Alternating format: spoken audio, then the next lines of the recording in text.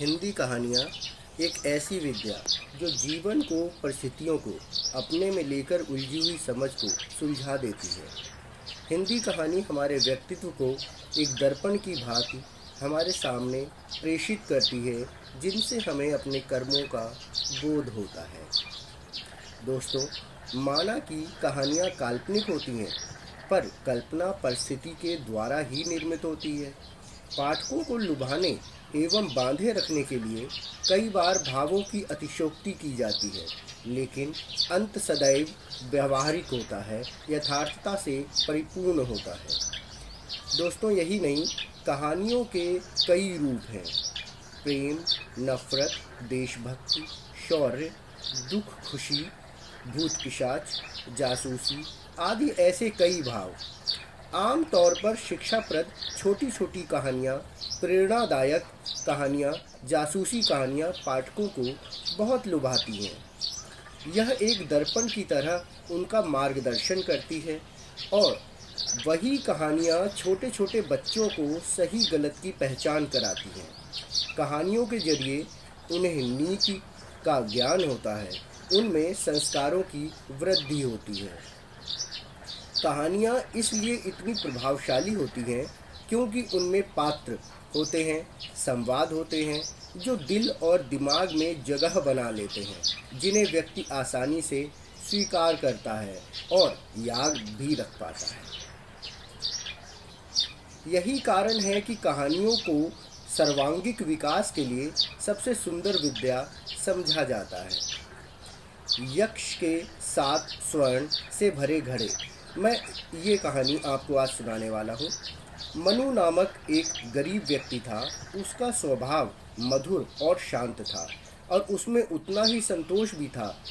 उसकी पत्नी उससे हमेशा नाराज रहती थी, क्योंकि उसे धन की इच्छा थी, जिसे मनु पूरा नहीं कर पा रहा था।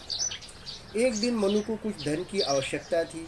इसी सोच में मनु एक जंगल के पास से गुजर रहा था। तभी एक आवाज़ आई, हे मनु, क्या 7 घड़े स्वर्ण लोगे?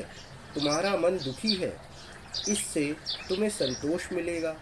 मनु ने जल्दी से हाँ कह दिया। घर आया तब उसे 7 घड़े मिले, जिनमें स्वर्ण भरा था, पर 7वां घड़ा आधा ही भरा था, जिसमें एक पत्र था, और पत्र में लिखा था, तुम्हें जितना धन की ज़रूरत है ले लो, और पूरा स्वर्ण रखना है तब इस आधे घड़े को पूरा भर दो। मनु ने रात भर सोचा कि अगर वो इस आधे घड़े को भर देता तो उसे पूरा स्वर्ण मिल जाएगा और उसे जीवन भर कोई परेशानी नहीं होगी। उसने इस आधे घड़े को पूरा भरने का फैसला कर लिया। अपने दृढ़ निश्चय के साथ अब मनु दिन रात इसी चिंता में रहता कि कैसे जल्दी से जल्दी वह इस घड़े को भर दे। उसके चेहरे पर हमेशा चिंता रहती और हर किसी से नाराज हो जाता। तभी उसके एक मित्र ने पूछा, क्या हुआ? ऐसे परेशान हो जैसे यक्ष के 7 घड़े मिल गए हों। ऐसा सुनते ही मनु ने अचरज में पड़कर उत्तर दिया, हाँ भाई। तब इस मित्र ने हंसते हुए कहा, यक्ष कभी देने नहीं आते, लेने आते हैं। मनु ने कहा, पर मेरे पास क्या था जो यक्ष लेके जाते मेरे से? मित्र ने कहा, तुम्हारा मधुर स्वभाव और मन का संतोष ही तो तुम्हारा सबसे बड़ा धन था, जो वह ले गया। उस स्वर्ण के मिल जाने के बाद तुम्हें चैन नहीं है। तब मनु को समझ आया और उसने उन घड़ों को वापस जंगल में छोड़ दिया।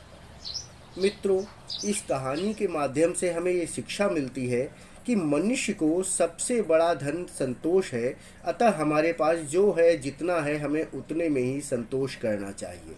धन्यवाद मित्रों।